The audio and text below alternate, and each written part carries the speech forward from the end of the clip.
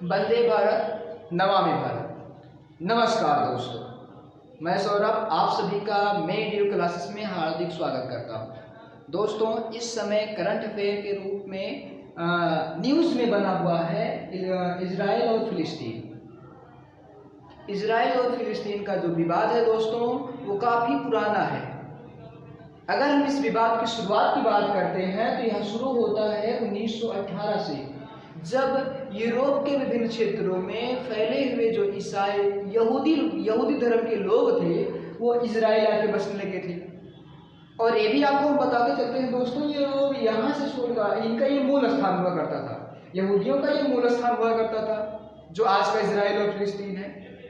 लेकिन जब वहाँ पर ईसाई धर्म वहाँ पर जन्म लिया था तो वहाँ के लोगों ने ईसा मसीह को सूली पर लटका दिया था, जिससे एक राजा हुआ ईसाई धर्म से प्रभावित होने वाला एक राजा हुआ था। उसने यहूदियों को मारने का काम चालू कर दिया था, जिसके कारण यहूदी यूरोप के विभिन्न क्षेत्रों में फैल गए थे। लेकिन प्रथम विश्व युद्ध की समाप्ति के बाद पुनः यहूदी अपने मूल स्थान पर लौटने लगे। अब ध्यान रखिएगा दोस्तों, यहूदी बहुत ही संपन्न कम्युनिटी या रिलीजन से संबंधित होते हैं। वे लोग हर एक क्षेत्र में आगे होते हैं, खासकर इकोनॉमिक पावर के रूप में वे सबसे ज़्यादा डिपेंड होते हैं अपने ऊपर।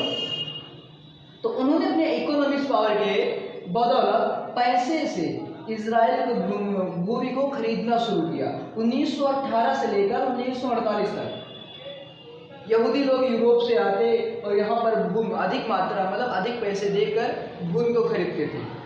और यहाँ के जो अरबवासी लोग हुआ करते थे या उस समय के जो फिलिस्तीन निवासी हुआ करते थे, वे भूमि को बेचते गए। जब इन्होंने भूमि को बेचता गए तो ये लोग क्या किए, जो यहूदी थे, ऐसे भूमि खरीदते ये पूरी फिलिस्तीन पर ही, आधे से ज़्यादा फिलिस्तीन पर ही कब्जा कर लिए।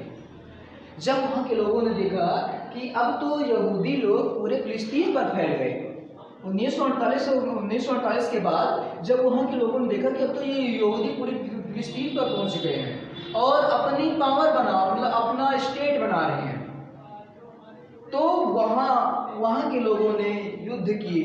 लेकिन इस युद्ध में दोस्तों फिलिस्तीन हार जाता है और इजराइल जीत जाता है।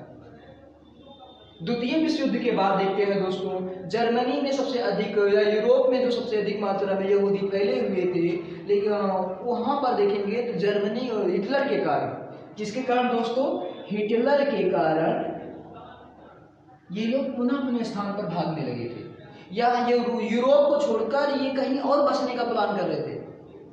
इस तरह से इनके लिए एक संकट भरी स्थिति हो गई थी। द्वितीय विश्व युद्ध हुआ 1939 से, द्वितीय विश्व युद्ध जो शुरू हुआ था दोस्तों 1939 से शुरू हुआ था और 1945 में समाप्त हो गया था। लेकिन इस बीच के काल में लाखों यहूदियों को मारा गया था। आप लोग यह जानकर हैरान हो जाएंगे, उस समय अगर हम बात करते हैं पूरे यूरोप में या पूरे विश्व में यहूदियों की संख्या 2.7 करोड़ थी, और जिसमें से यूरोप में, अगर हम दोस्तों यूरोप में बात करते हैं, वहाँ 90 लाख यहूदी थे। कितने थे दोस्तों? 90 लाख यहूदी थे। और उसमें से हिटलर ने लगभग 60 लाख यहूदियों को तड़पा के मार दिया था। अब इनके पास सोचिए, यूरोप को छोड़कर भागने के लिए कोई स्थान ही नहीं था, कोई चारा ही नहीं बचा था। तो ये लोग पुनः अपने स्थान पे आए। कहते नहीं है कि कहीं पर भी जाओगे लेकिन घर जैसा सुकून कहीं और नहीं पाओगे, इसलिए पुनः अपने मूल स्थान पर लौटे। जब इन्होंने लौटे, लेकिन इनके घर पर किसी और ने कब्जा कर लिया था। इस्लाम धर्म के लोगों ने यहाँ पर पूरे के पूरे क्षेत्रों पर इस्लाम फैल गया था। अब ये लोग इस्लाम या अरब वासियों से अधिक मात्रा में पैसे देकर अपनी जमीनों को खरीदा। फिर खरीदने के बाद ऐसे करके खरीदा, इसके बाद इकोनॉमिक पावर से डेवलप होने के कारण ये अपनी स्टेट की मांग करने लगी। अंत में यूएनओ ने 1948 में इन्हें एक स्टेट का दर्जा दे दिया, इजराइल को एक स्टेट का दर्जा दे दिया। और उन्होंने कहा कि अब यह एक यहूदी देश होगा और इसे कुछ इस तरह से बांट दिया। इसे दोस्तों इस वाले भाग को कहा गया वेस्टर्न बैंक, ये भी फिलिस्तीन का भाग था, और इस वाले भाग को कहा गया गाजा पट्टी।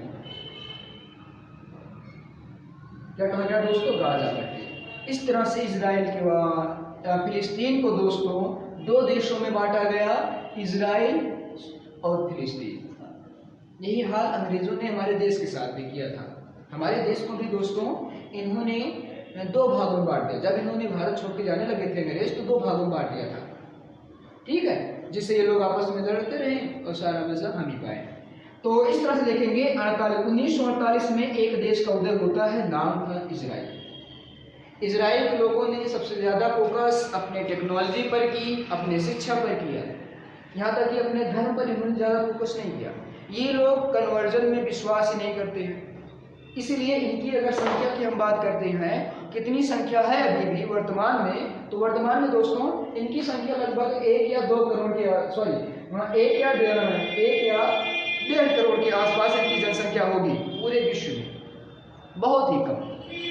और यदि हम माइनॉरिटी में बात करते हैं, पूरे विश्व में यदि कोई ऐसा कौन सा रिलीजन है जो माइनॉरिटी में है, तो यहूदी आता है प्रथम स्थान पर, ठीक है दोस्तों। 1948 में यह अपने अस्तित्व में आया। इसके बाद यह काल चढ़ता रहा। यहाँ के अरबवासी के जो देश थे इजराइल को पसंद ही नहीं करना चाहते थे, क्योंकि इजराइल एक ऐसा यहूदी देश है जो चारों तरफ से इस्लाम कंट्री से घिरा हुआ है। इसके चारों तरफ इस्लाम कंट्री है।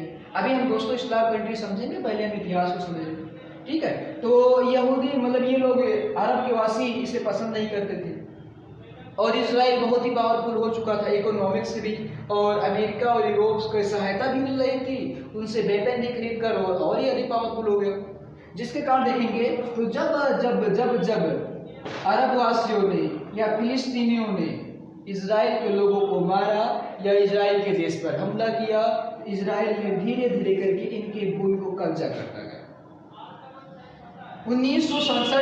1967 में हुए वार में दोस्तों इजराइल ने अपना ये पार्ट भी खो दिया, वेस्टर्न पार्ट का ये भी भाग खो दिया, इस पर भी इजराइल ने कब्जा कर लिया।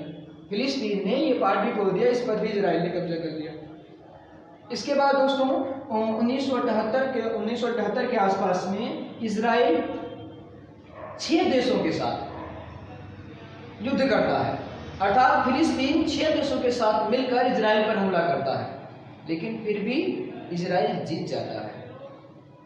क्योंकि ध्यान रखिएगा, यह वार जो हो रहा था दोस्तों, फिलिस्तीन युद्ध जीतने के लिए लड़ रहे थे, लेकिन इजराइल के वासी अपने अस्तित्व को बचाने के लिए लड़ रहे थे, ठीक है। जब भी कोई युद्ध में जीतने और अस्तित्व की लड़ाई आ जाए, तो वहाँ अस्तित्व के लिए लड़ने वाला ही व्यक्ति विजय होता है, ठीक है। इसलिए हम कहते हैं कि बार बार लड़ते रहिए, बार बार हारते रहिए, लेकिन उम्मीद मत छोड़िए, कोशिश करना मत बंद करिए। इसके बाद देखते हैं आगे हम लोग 1968 में 6 देश आते हैं। 6 देश को 6 दिन में इजराइल नस्ते नाबूद कर देता है, 6 देशों को धूल चटा देता है।